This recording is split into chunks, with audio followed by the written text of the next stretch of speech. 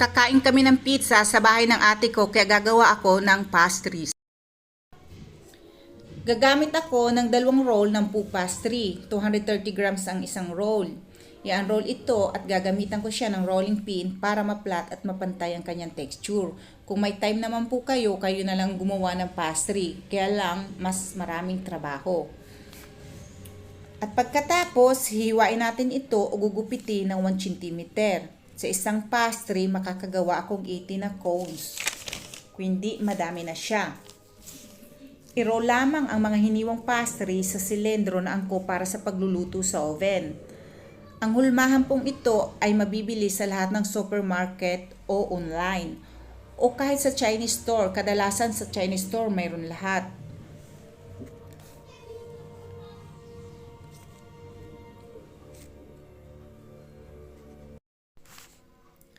Pagkatapos magawa lahat ng cones, pahiran ito ng pinaghalong egg yolk at konting gatas bago ilagay sa preheated static oven 180 grade sa loob ng 15 to 20 minutes. Papahiran po natin ito ng egg yolk at konting gatas para magkulay brown siya kapag luto na, mas maganda siyang tingnan.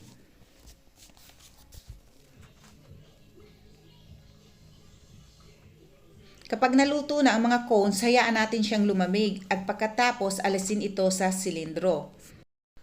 Habang pinapalamig natin ang ating cones, gagawa tayo ng cornstarch cream. Sa paggawa ng cornstarch cream, gagamit ako ng 130 grams na fine sugar at lalagyan ko siya ng 125 grams na egg yolk o katumbas ng 7 egg yolk.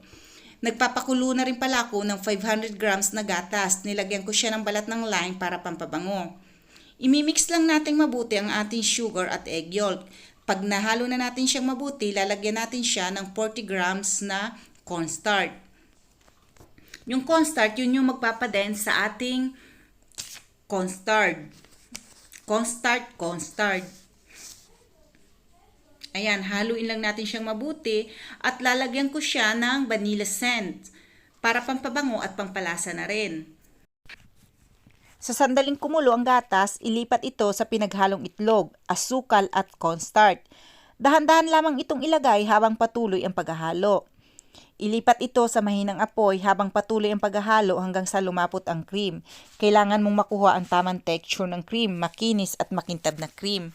Madali lamang gumawa ng cream. Kailangan lang talaga nating pagpatuloy ang paghahalo para hindi siya dumikit-dikit at mamuo-muo. Kailangan mahina lang talaga ang ating apoy. Ayan, nakikita nyo na. Nagiging yellow na siya. Makinis at makintab. Yan ang tamang texture. Ready na ang ating cornstarch cream. Ililipat ko na siya sa isang mangkok. Para mapadali siyang lumamig, ang mangkok ay nilagay ko na kanina sa freezer. At ilalagay ko ulit siya sa ref ng almost 2 hours. After 2 hours, malamig na ang ating cornstarch cream, ilalagay na natin siya sa loob ng ating cones. Pagkatapos natin siyang ilagay sa cones, pwede naman natin siyang i-decorate kung anong gusto nyo. Brown chocolate, black chocolate, white chocolate, nuts, yung mga pinitpit na nuts, or pistachio para maganda. Ako, hindi ko na siya nilagyan. Gusto ko kasi simple lang. Ayan, at tapos na nga natin gawin ang ating pastries. Napakasimple lang, diba? I-try nyong gawin to at talagang magugustuhan nyo kahit saang handaan. Napakasarap na dessert.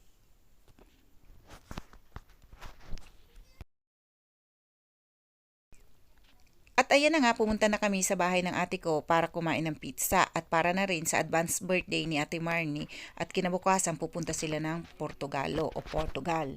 Ang saya-saya naman, ayan, kwento-kwentuhan, konting salo-salo, pizza kasi lahat kami busy. Ang saya-saya ng mga bata kasi minsan lang silang magkasama-sama. Ay, madapon siya na tesa. Dechi. Bye. Bye. Bye, cercare. Bye.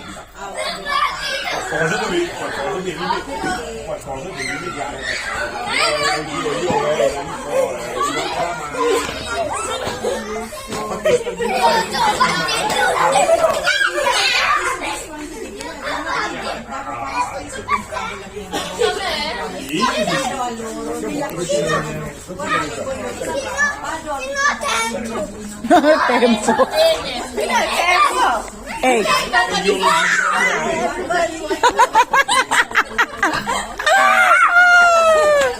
Quella è buio, dove andate? Escondite, eh? Tagu-taguan, maliwanag ang buwan. Pagbilang ko ng 10, nakatalago na kayo. Nunulati. Lori, tropo mo.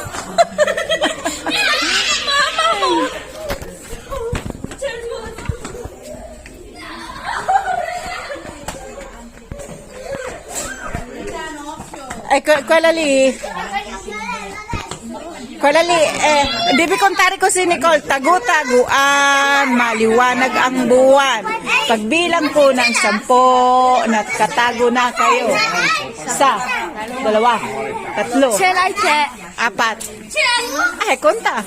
5, 6. Conta, dai. 1. Tagu-taguan, maliwanag ang buwan.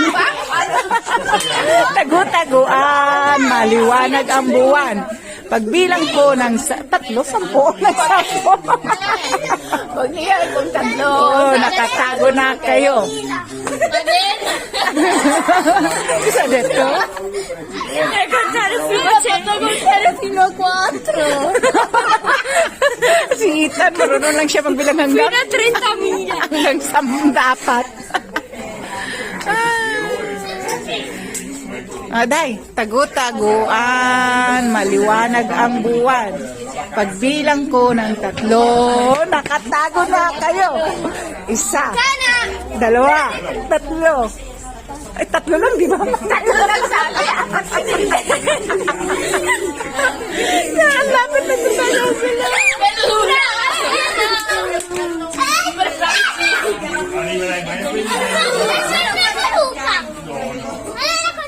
Prima te l'ha preso tu, non l'hai contato? No? Io l'ho fatto!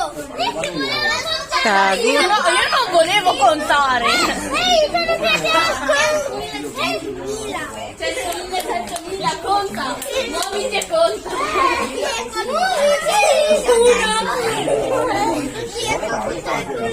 Allora 3! Non ci riesco a contare con l'occhio!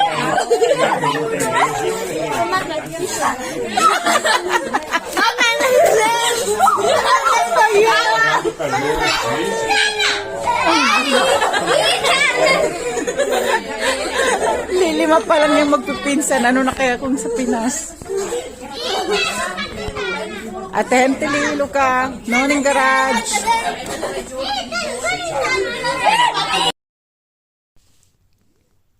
Ang saya-saya naman talaga pag magkakasama ang pamilya. Sila kahit lilima lang sila dito, pero ang saya-saya nila pag nakikita sila.